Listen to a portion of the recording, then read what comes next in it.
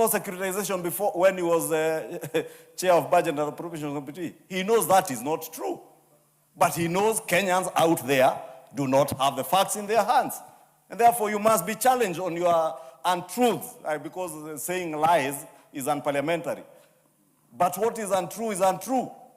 Honorable Nyoro, let us be honest with Kenyans. Let us be faithful to the truth. Let us be loyal also to the professions. Honorable Nyoro purports to be an economist or a student of economics. I am a student of economics. And as much as we work from assumptions in economics, I'm also an accountant, where we worked with facts and figures. That is why I stand on facts and figures. And the truth that never changes, Honorable Speaker. Honorable Ndindi, while you're on your feet, what was the total debt in the year 2022? The total debt in the year 2022 was 8.7 trillion Kenya shillings. And the total debt, 2023? I know the current. You may give me time to check. But I can tell you the scope. Order. Can you, this is also a house of facts. Give us what was order. What was the total debt in the year 2022? Just a moment. 2023, 2024, 2025, and then you tell us when it started running crazy. Honorable Speaker, I want to repeat and speak loudly. There was no single issue of illegal debt of the book loan prior to last year mid. It's called securitization. There was no single one when I served Kenya as the chairman of budget. Secondly, my brother Kemani Ishongwa, it is also good for you to be truthful to yourself. The reason why we debate... Order. The chair is the one which is seeking clarification for the benefits of the wider house and the nation out there. I want somebody to tell me what was the total debt 2023, 22, 23, 24, 25. And then you show me where things started going nuts. Yes, go ahead, Honorable. You might be able to shed lights on that. Honorable Speaker, as I said, my brother from Kiharu thinks, you can fool some people sometimes, but you cannot fool all the people all the time. And I had to come back from my office because I listened to a lot of untruths. You're asking a specific question. Yes. My brother is avoiding answering the specific question because he knows for the 2 years. Because the issues, when I listened to the mover, the Honorable Adan move, and the second, the member for Baringo North, they were speaking about the fiscal deficit. That is as a consequence of what we have already budgeted for as a house, including projects in Kikuyu constituency, in Kiharu constituency, and in all our constituencies in the country, Honorable Speaker, including the teachers that we are paying for the 100,000 teachers we have recruited. And not to mention the school capitation that the member for Kiharu was trying to incite the public out there again on. That school capitation money has been provided for here. And he knows the revenue estimates as they are. And he has been there, Honorable Speaker. Therefore, let him answer you, Honorable Speaker, the specific question. Honorable Nyoro, order. Can you take a seat? Order. The total public debt as of June the year 2024 was 10.56 trillion. The year? 2024 June. If my memory serves me, you were then the chair of the budget committee. And then we will have the other one, you can find out exactly what was the total debt again in the year 2025, the same time. But you can see there's already well over 2-point-something trillion from 2022 to 2024. So the borrowing even then was in excess of 1 trillion per year, as you put it right now. When you're still there as a chair of the I'm doing this purely for purposes of getting facts out for the benefit of Kenyans and the wider plenary. Okay. Let me give an opportunity to the Honorable MP for Funyula. Order, relax, you'll have your moment. The MP for Funyula, you want to rise on yours. Because this should not only look like a debate between the majority leader, Ndindi Nyoro, and the chair seeking facts. Let's hear what he has to say. Then you will also have your moment to take a bite of that. Yes.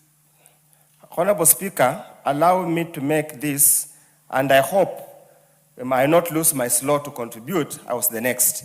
So you have asked for information, which you can Google anytime, anywhere. Yes. And if you allow me, Honorable Speaker, at the end of June 2023, the public debt in Kenya stood at 10.27 trillion.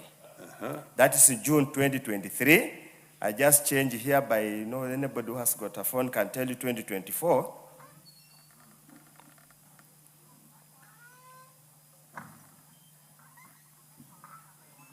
At the end of 2024, allow me to keep on checking. Yes, at the end of June 2024, it stood at 10.6 trillion. These are factual facts, Honorable Speaker, coming from Parliamentary Budget Office. And I have seen from the records they have provided us, is now 12.48 something, 487.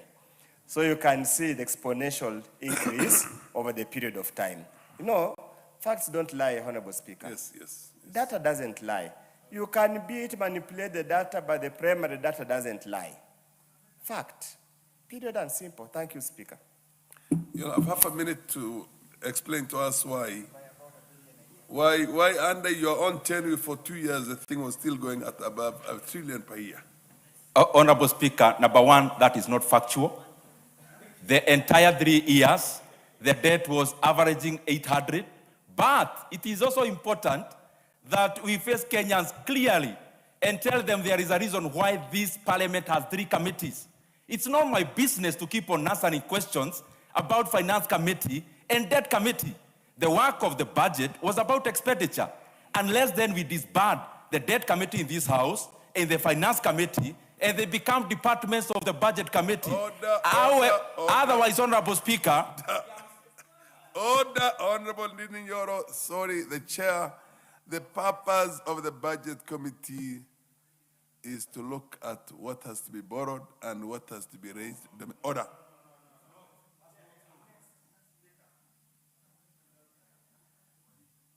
Yes, now you contribute. I think let's stop this.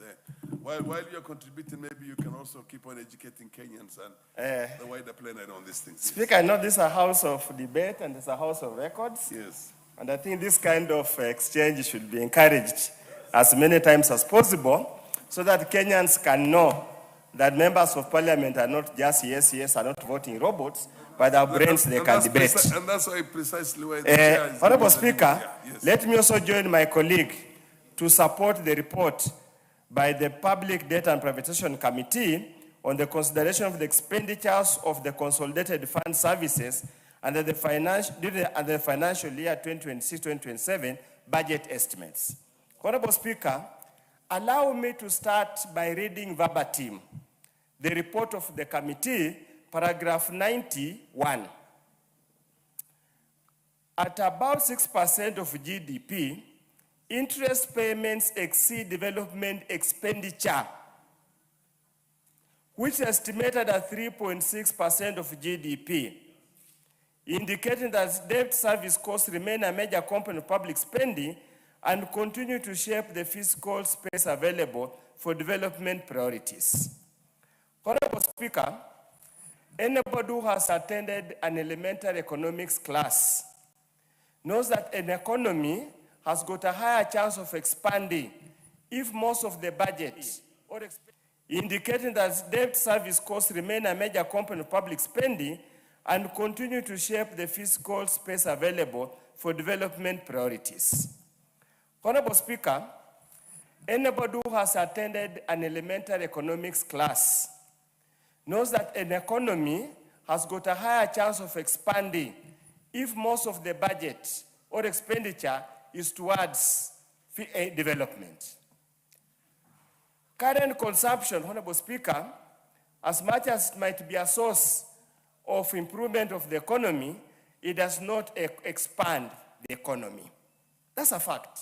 So, Honorable Speaker, the import of this particular statement alone, I say so, Honorable Speaker, I'm a Christian, and many a time will read a verse in the Bible and base the homily or the preaching on that verse.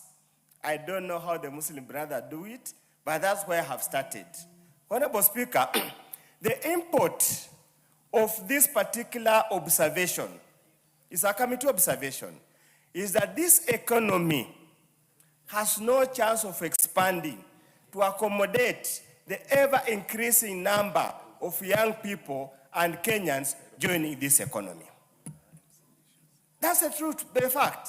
Any other stories, any other political pontification is our typical political posturing.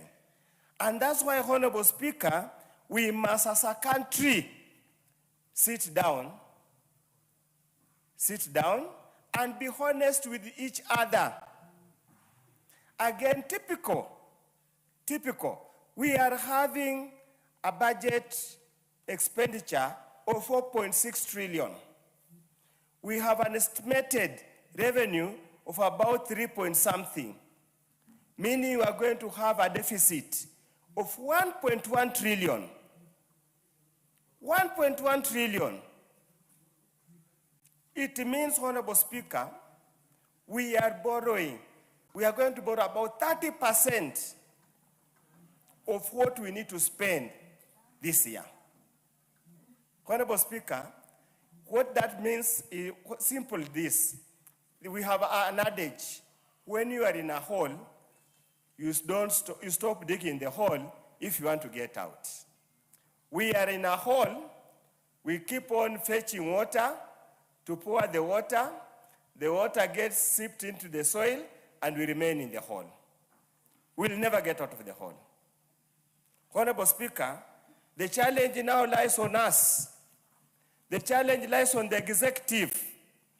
The so-called experts ODM donated to Treasury to really sit down and avoid endless journeys in choppers, to sit on the desk, scratch your head, think through, and make sure, Honorable Speaker, we resolve this matter.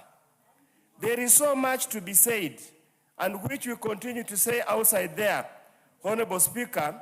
The truth, finally, as I conclude, Honorable Speaker, the most interesting observation is that the debt prepayment, most of it goes to domestic debt, and you know who controls money in the domestic debt. So the hand is getting from the left, going to the right, and it becomes a vicious circle. The rest who sit in the periphery become bystanders and spectators.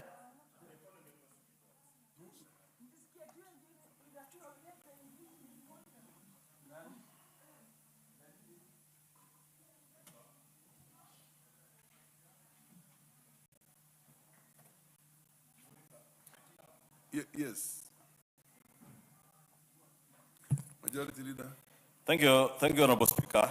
Honorable Speaker, I rise to support this motion on consideration of the expenditures of the Consolidated Fund Services under the budget estimates for the next financial year 2026-2027. And allow me to begin by thanking the members of the Debt Committee, Honorable Speaker, because as you have said, they consider this expenditure of the Consolidated Fund Services as a consequence of what we have already committed ourselves to, Honorable Speaker. And it's true, and I must agree with my brother, Honorable Undo, that many of the things we are arguing about here are facts that we should not even be arguing about. We just need to be honest with each other. That true, we have a fiscal deficit every year. Year on, year out, we have a fiscal deficit. And the question then that we should be asking ourselves as leaders today is how do we bridge that gap so that we continuously reduce our fiscal deficit, because that is the only way you will reduce borrowing. Forget about all these other semantics of whether securitization is borrowing or not. There are various schools of thoughts on whether securitization is actual borrowing or not.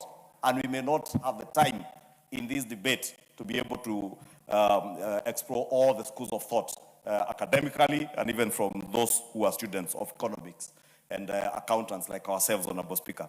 But the fact is that we have a fiscal deficit, and this year we have, for the first time, Honorable Speaker, budgeted for the highest fiscal deficit in the recent past at 5.3%. That again is a fact that we cannot run away from. What is informing this fiscal deficit, Honorable Speaker, is exactly what you are trying to educate the country on, that we have budget estimates or expenditure estimates that outstrip our revenue projections. And the other fact, Honorable Speaker, is that we have said it here. If we are honest, if we are leaders, if we want to be leaders, not political noisemakers, as some of us want to be seen how intelligent we are out there. If you are a true leader, you should be honest enough to tell the people of Kenya and the world that we are dealing with a wartime economy, as I said here when we were debating these estimates and the fuel economy matters. Because, Honorable Speaker, global supply chain logistics are disrupted whether we like it or not. Availability of fuel around the globe is also disrupted. We don't live in an ivory tower. We live in a congested world with the rest of the world. And therefore, even as we budget today, we must be very honest to ourselves that these budget estimates that we are budgeting today, very soon, we may have to look at a supplementary budget to further cut on our expenditure estimates. Not just with the view of reducing the fiscal deficit that we are budgeted for, but also cognizant of the fact that we are living in uncertain times. We do not know and we have no control of when the war in the Middle East will end. I hear some who purport to be very intelligent telling us, oh, the Strait of Hormuz. No oil, not a single barrel of our oil goes through the Strait of Hormuz. You know, again, that is a plain lie. If you look at where we are buying our oil from in Saudi Arabia, Honorable Speaker, and you've been there for Hajj, unfortunately, this year you didn't make it because of your busy schedules. No, I made it. Oh, you made it? I was in Hajj. I thought because I had seen you 2-3 weeks ago before the recess, you did not make it for Hajj. No, I made it. And you know, at least you've been to Saudi. Some of us have, even those who purport to know the region do not know. You will add me a minute, Honorable Speaker, or two. Do not know Saudi. Because where the oil fields are and where the refineries are, and I said here last week, are two different things. And the refineries, some of them, Honorable Speaker, have even been demolished. The one in Bahrain, for instance, was bombed by the Iranians. We have no control over these things. But we have to live with them in